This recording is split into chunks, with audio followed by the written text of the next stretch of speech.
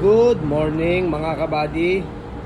Update ko lang po sa inyo yung umorder po sa atin, L300 FB through online po. Nasa Taiwan po yung may-ari nito, si Boss Richard Magrata. Pero sa Philippines po, ang province niya po is Santa Cruz, Zambales mga kabady. Ito po yung unit niya na in-order po. Up stainless with top load, dual aircon, bulbar replicon mga kabady. Ang process niya po today is ginagawa po yung under chassis niya mga kabady. Papakita ko po sa inyo yung mga specs po na ginagawa namin sa unit niya. Umpisahan po natin sa likod. Nag-add na po kami ng welde. Ayan po, both side, left and right, yung makapal po. Para pag kinargahan po, papantay lang po ang unit natin, hindi siya nakababa sa likod. And then nagpalit na rin po kami ng mga lip bushing. Yan. Tingnan nyo, mga bagong grasa pa po yan mga kabady. And then, yung mga preno po nito mga kabady, nalinis na rin po, and then palit na po yung mga wheel cap para walang tagas po yung mga preno nito mga kabady. Yan po yung unit ni Boss Richard Magrata ng Santa Cruz, Zambales. Through online lang po to mga kabady. Nag-deposit po siya through online banking lang po. Nasa Taiwan po siya mga kabady. And then pagdating naman po sa transmission mga kabady, nagpalit na rin po kami ng mga clutch disc, pressure plate, release bearing, clutch fork, tsaka yung repair kit ng mga clutch po dito sa secondary po mga kabady. Bago na rin po. And then yung gear oil po, na-check na rin po yan, na-change oil na rin mga kabady. Ganyan po kami mag-restore dito kay Jun Kembao mga kabady. Pagdating naman po sa engine niya mga kabady, yan, magkakita ko po sa inyo. Pati po yung mga kung ano yung dapat sira, papalitan po namin.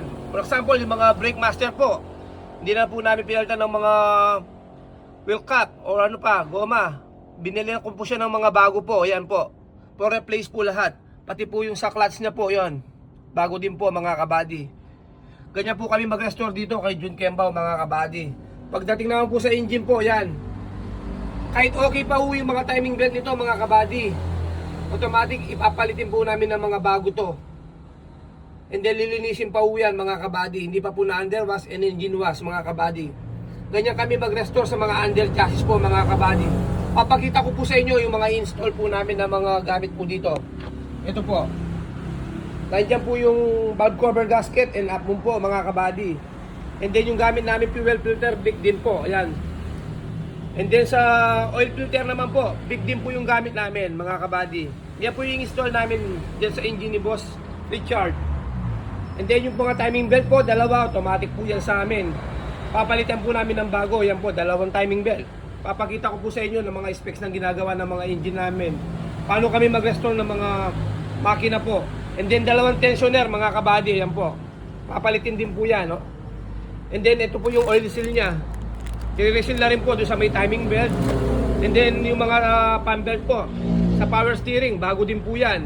And then sa alternator po, yung double pulley. Palit din po yung mga pan belt. Halos palit po lahat. Ito po yung pinagpalitan ng brake master mga kabady. Halos kalawang na pero replace na po kami dito mga kabady. Ayun po yung mga gamit na pinagpapalitan namin. Ayan, mga ball joint, center post, clutch fork, release bearing yan. Mga luma na ulat yan mga kabady. Yan po yung mga re-replace po namin. Ganyan po kami mag-restore dito mga kabady kay Jun Kembao po. Papalitan po namin lahat kung kailangan pong palitan mga kabady. Mga ball joint kung anong sira. Mga bearing po sa harapan. Maraming salamat Boss Richard. Kahit online banking lang po, nagtiwala po kayo sa akin. Nasa Taiwan lang po to mga kabady. Uuwi po niya itong unit na to pag natapos na po. Papuntang Santa Cruz, Zambales mga kabady. Sa mga gustong magpa-order po, direct message na lang po kayo sa akin kay Jun Kembao po. Sa messenger ko po. Bibigyan ko po kayo ng quality na engine, especially quality na body, built-in, built na body. Maraming salamat sa lahat ng tumatangkilik kay Kabady Works. Shoutout sa mekaniko natin, kay Bapang Willie. Siya po yung nag-under chassis namin dito. Yan. Sinatsagaan niya pong ginagawa yung mga pangilalim namin. Lilinisin lahat po ng mga dapat linisin po mga kabady bago po kami mag-install ng mga bagong pyesa. Maraming salamat po. Good morning po. God bless po sa inyo.